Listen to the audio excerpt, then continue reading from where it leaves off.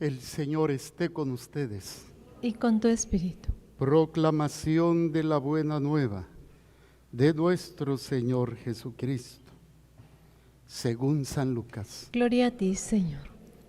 Era casi el mediodía cuando las tinieblas invadieron toda la región y se oscureció el sol hasta las 3 de la tarde.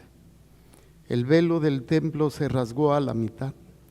Jesús, clamando con voz potente, dijo: Padre, en tus manos encomiendo mi espíritu. Y dicho esto, expiró. Un hombre llamado José, consejero del Sanedrín, hombre bueno y justo, se presentó ante Pilato para pedirle el cuerpo de Jesús.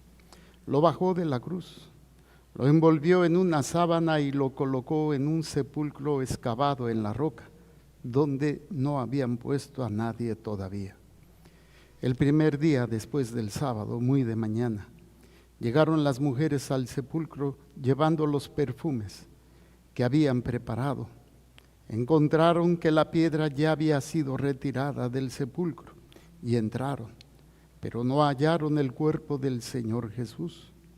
Estando ellas todas desconcertadas por esto, se les presentaron dos varones con vestidos resplandecientes. Como ellas se llenaron de miedo y inclinaron el rostro a tierra, los varones le dijeron: ¿por qué buscan entre los muertos al que está vivo? No está aquí, ha resucitado. Palabra del Señor. Gloria a ti, Señor Jesús. Por la lectura del Santo Evangelio, sean perdonados nuestros pecados veniales. Amén. Brevemente sentados, por favor. En mi tiempo trabajando como médico y después ya como sacerdote, he tenido la oportunidad de atender personas que sufren del síndrome del trastorno postraumático, el famoso TDT, y especialmente de aquellas personas que estuvieron en la guerra.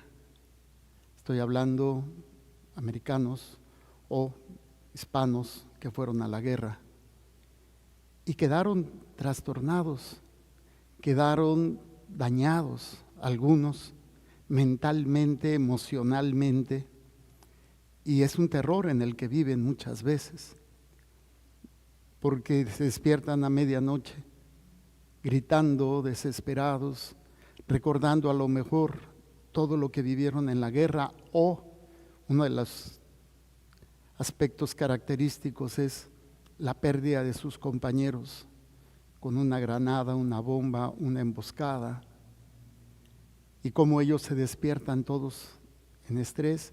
Sufre toda la familia, sufre la esposa, sufren los hijos, porque muchas veces estas personas se vuelven violentos o adictos o se aíslan, porque hay un daño emocional muy fuerte. Me tocó, gracias a Dios, ver que algunos se lograban recuperar, sanaban, perdonaban, se perdonaban y podían restablecer una relación sana, una relación más estable con sus seres queridos. ¿Por qué? Porque ya lo habían podido hacer con ellos mismos.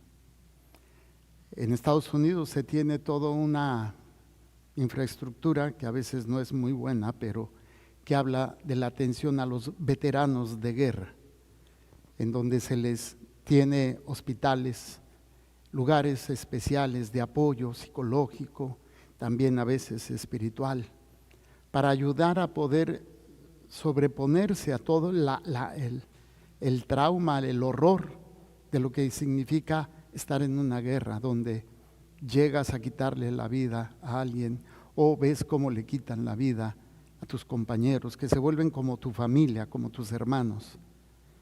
Y dicen, bueno, la experiencia que han tenido, que es horrible.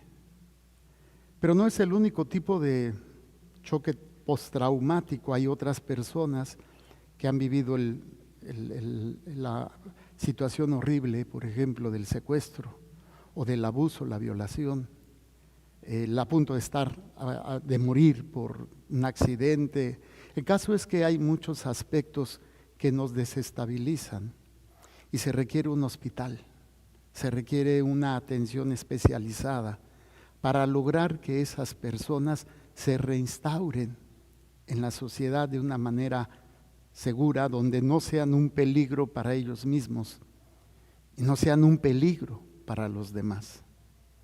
Ayer celebrábamos a los héroes anónimos, que son aquellos hombres, mujeres, jóvenes y niños que supieron vivir una respuesta a su fe de una manera normal, pero con amor, con entrega.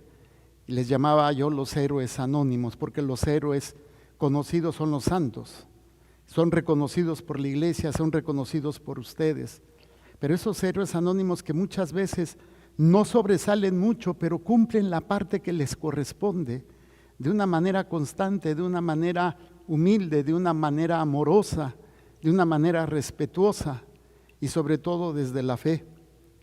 Y que pues nadie los va a venerar, nadie los va a postular para que sean santos elevados a los altares, pero no les quita ese aspecto de haber alcanzado, de haber logrado lo que es precisamente la santidad. Y hoy estamos celebrando a los héroes caídos, no a los que ya están curados y están en la presencia de Dios gozando. Estamos hablando de todos aquellos hombres y mujeres que están en el hospital, en un hospital de reparación, de purificación, que nuestra fe católica es las ánimas benditas del purgatorio, en donde estamos pidiendo por todos los fieles difuntos. Primer punto, ¿cuántos de nuestros seres queridos eran fieles? O sea, que creían en Dios. ¿Cuántos de ellos participaban de su fe activamente? ¿O cuántos de ellos nosotros motivamos, llevamos o ayudamos para que vivieran su fe? No estoy diciendo que no damos de pedir por nuestros seres queridos, pero ¿cuántos de ellos realmente fueron fieles?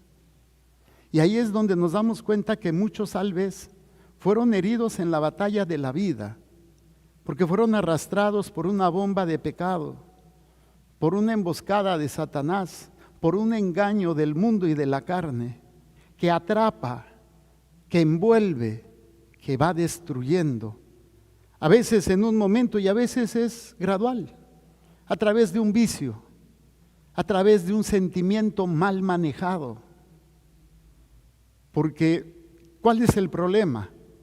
A veces confundimos las emociones con los sentimientos. ¿Cuál es la diferencia entre un sentimiento y una emoción? El tiempo. Una emoción es algo momentáneo. Es algo que te surge por una situación, te enojaste. Y eso es una emoción, es un momento. Pero si tú lo conservas, se vuelve un sentimiento que se va a traducir en una acción y que va a terminar en una compostura, en una actitud hacia el otro. Entonces muchas de nuestras heridas en un momento fueron emociones de momento de tristeza, de dolor, pero no nos ayudaron a sanar, no nos llevaron al hospital, que es la confesión, que es el arrepentimiento, que es el pedir perdón o perdonar. Y esa emoción se vuelve un sentimiento que va carcomiendo como una trampa, como una gangrena en el alma y la va destruyendo. Va haciendo que muchas personas a la hora de la muerte, a la hora de que tienen que partir, van muy mal espiritualmente. Algunos alcanzan a quedarse en el hospital, que es el purgatorio, para poder sanar, purificar todo lo que no quisieron, no supieron o no les enseñaron vivir aquí en la tierra. Otros no alcanzaron, no pudieron entrar al hospital. Y ya sabemos dónde están. El problema es, nosotros no sabemos de nuestros seres queridos cuántos hayan logrado pasar y cuántos sí. lo que nos queda es seguir trabajando en ese hospital, en el ofrecimiento de nuestras misas, de nuestros sacrificios, en el poder que se nos ha dado para ayudarlos a través de una indulgencia plenaria, que es conceder o alcanzar por medio del sacrificio de Cristo el que un alma del purgatorio pueda salir. A veces nos conformamos con ir al panteón, llevar unas florecitas, hacer un altarcito y ya cumplimos. Eso no sirve de nada. Eso es una tradición popular, que es bonita, pero no ayuda en nada al muerto. No le sirve. Y a veces en esta cultura se le da más importancia a una disque tradición que ni siquiera es nuestra.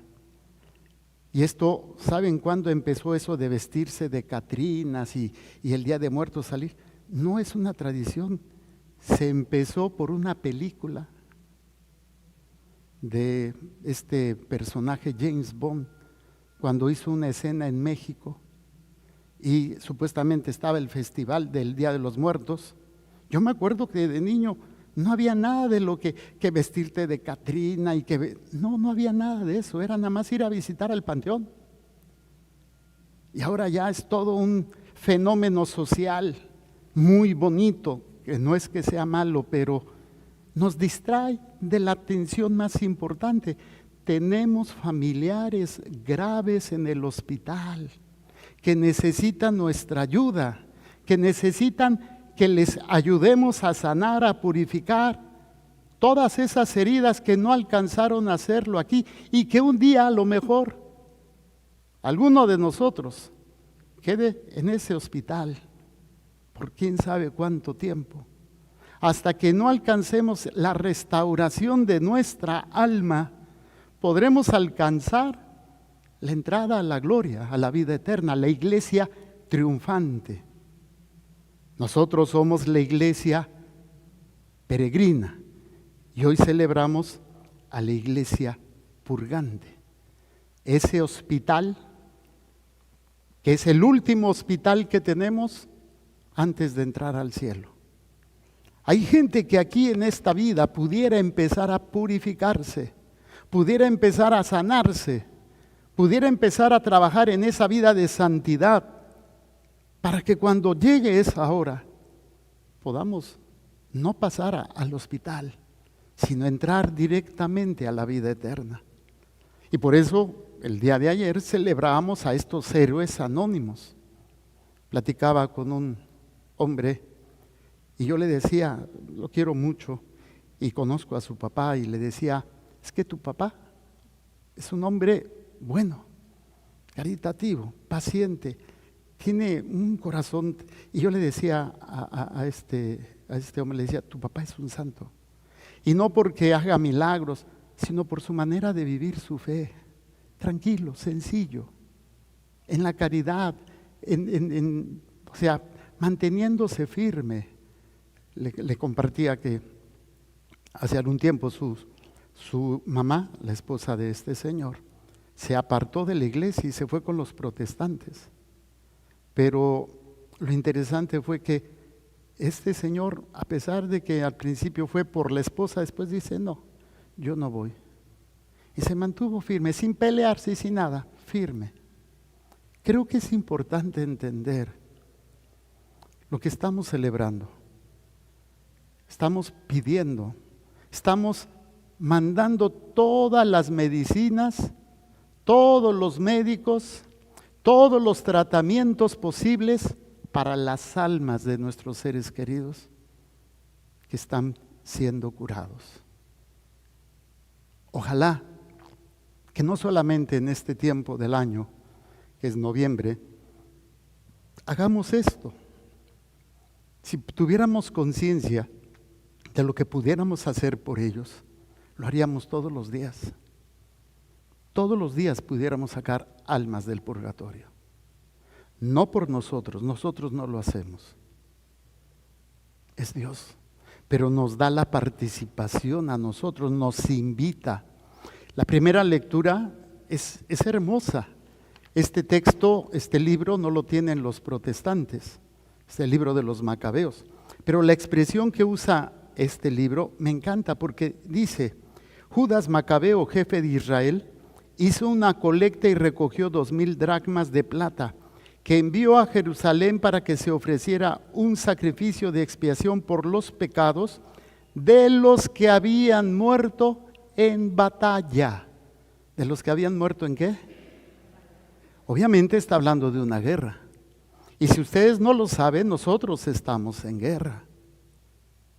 Es una guerra espiritual, no contra personas de carne y sangre y hueso, sino contra espíritus, demonios, que están buscando la manera de alejarnos, enfermarnos, arrastrarnos a esa muerte y ni siquiera poder alcanzar el hospital.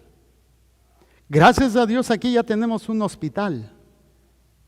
Es la misa, es la confesión, es el sacramento de la unción. Es la posibilidad de perdonar y de pedir perdón para empezar a vivir esa sanación, esa purificación. Y para aquellos que están padeciendo, sufriendo enfermedades, injusticias, lo que sea, no desaprovechen el poder ofrecerlo en reparación de sus propios pecados. Y también por la conversión y la salvación de sus seres queridos. Es tan importante entender todo esto porque nos pone activos, nos pone responsables a una situación que no podemos seguir siendo indiferentes, pasivos. Nuestro altarcito, y le pido al Padrecito que pida en misa, pero yo no hago nada.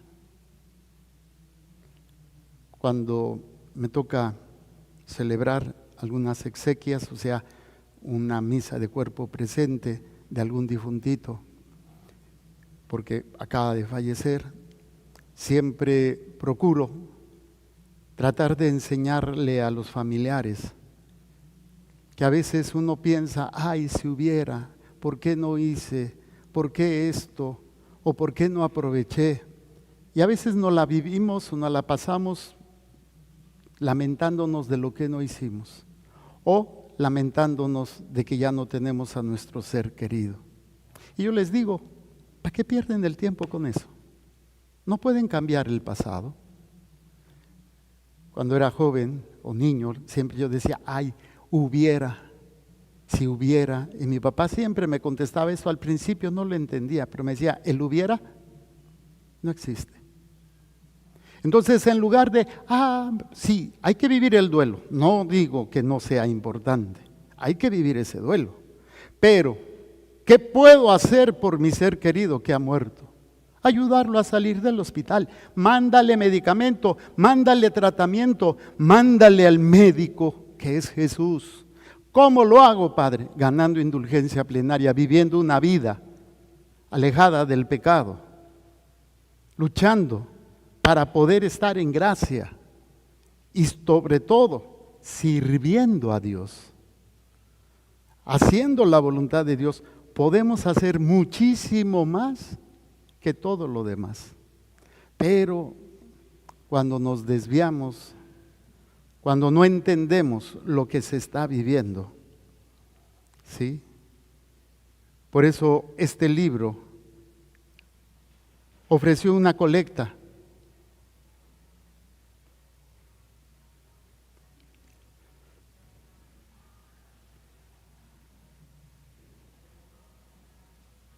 Cuando venga a misa, por favor, apague su celular.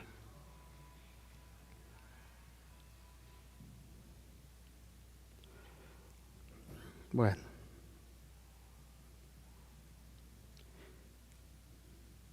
¿Cuántos están viviendo esta batalla? ¿Cuántos están conscientes de que estamos en una guerra espiritual? Una guerra que está arrasando con las almas de niños, de jóvenes, de adultos. Porque ni siquiera los que nos decimos católicos estamos luchando por ellos. A veces estamos más centrados en nuestro propio dolor, en nuestros propios problemas, que son importantes. Pero cuando asumimos esta tarea, esta responsabilidad, creo que entenderemos y valoraremos más a aquellos que ya han partido y qué manera o de qué forma puedo ayudar a mis fieles difuntos. La certeza que tenemos como católicos, como personas que creemos en Cristo, es que Cristo ya venció la muerte. Él ha resucitado, Él es la primicia, o sea, es el primero. Y después van a resucitar los que son de Él, o sea, los que llevaron esa vida de santidad. Y después, todos los demás, todos aquellos que no van a poder entrar ni al hospital, ni a la vida eterna. Y seremos juzgados. Por favor, preparémonos y luchemos esta batalla. Y además sabemos que nuestros fieles difuntos, lo que están, ellos no pueden pedir por ellos, pero están pidiendo por ti. Por simple agradecimiento, ellos están ofreciendo por cada uno de ustedes. Y nosotros, ensimismados en otras cosas, olvidándonos de lo importante, trascendente y vital, que es la lucha por la salvación de las almas. Hagamos un momento de silencio.